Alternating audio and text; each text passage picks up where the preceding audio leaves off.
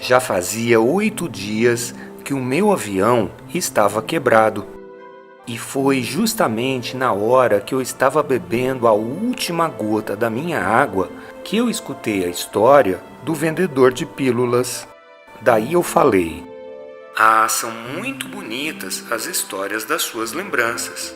Só que eu não consertei ainda o meu avião. Eu não tenho mais nada para beber. E eu ia ficar muito feliz se eu também pudesse ir caminhando, passo a passo, na direção de uma fonte de água."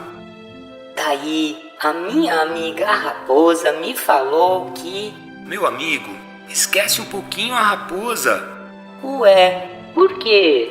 porque nós vamos morrer de sede." Eu acho que ele não entendeu o que eu falei, porque ele respondeu: Ah, é bom a gente ter tido um amigo, mesmo que a gente vá morrer. Eu fiquei muito contente porque a raposa ficou minha amiga.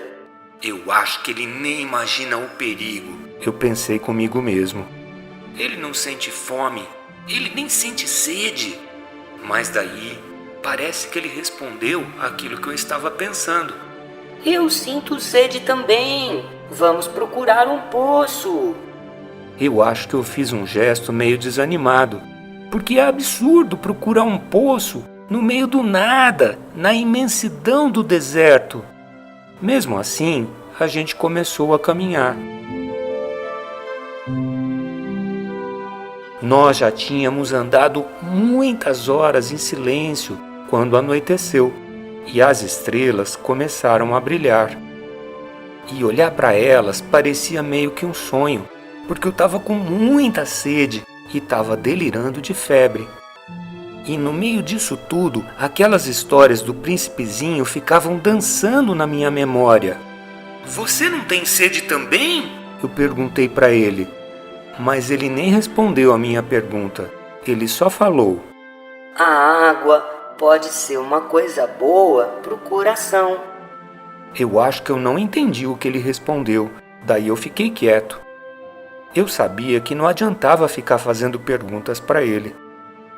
Ele já estava cansado, daí ele se sentou e eu sentei junto com ele.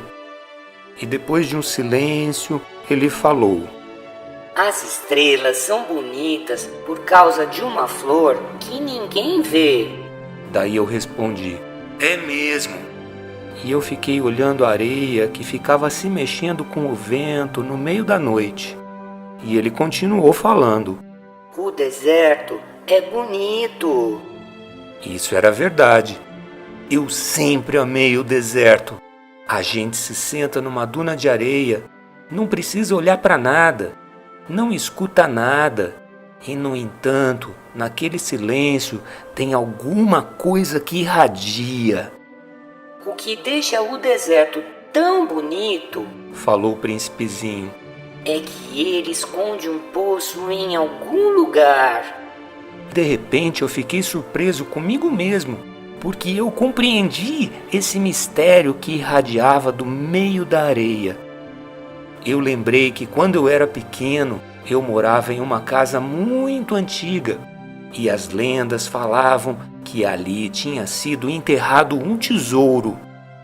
Lógico que ninguém conseguiu descobrir o tesouro. Talvez ninguém nem tenha procurado, mas é isso que deixava aquela casa encantada. A minha casa escondia um tesouro no fundo do coração. Daí eu falei: se for uma casa, se forem as estrelas, ou se for o deserto, o que torna isso tão belo é algo que é invisível. Daí o príncipezinho falou: Agora eu fiquei contente, porque você está pensando como a raposa. Daí ele dormiu. Eu carreguei ele nos braços e continuei caminhando. Eu estava comovido com aquele momento. Eu fiquei com a impressão que eu estava carregando um tesouro muito frágil. Parecia que na terra não existia nada mais precioso, nem mais frágil. Eu não sei se era a luz da lua, aquela escuridão diferente, aquela iluminação bem pálida, aqueles olhos fechados, aquele cabelo dele que mexia com o vento. O fato é que naquele momento eu pensava, e talvez eu tenha dito bem baixinho: o que eu estou vendo aqui é só uma casca. O mais importante é invisível. E parece que mesmo dormindo, os lábios dele se abriram um pouquinho com um sorriso. E eu continuei pensando: o que me deixa tão comovido nesse príncipe dorminhoco é a fidelidade dele a uma flor, uma rosa que brilha como a chama de uma vela, mesmo quando ele está dormindo. E com isso eu achei que ele era mais frágil ainda. A gente precisa proteger a chama de cada vela com muito cuidado, porque um sopro muito fraquinho pode apagar elas. E foi caminhando assim que eu descobri um poço. E nessa hora, o dia estava começando a raiar.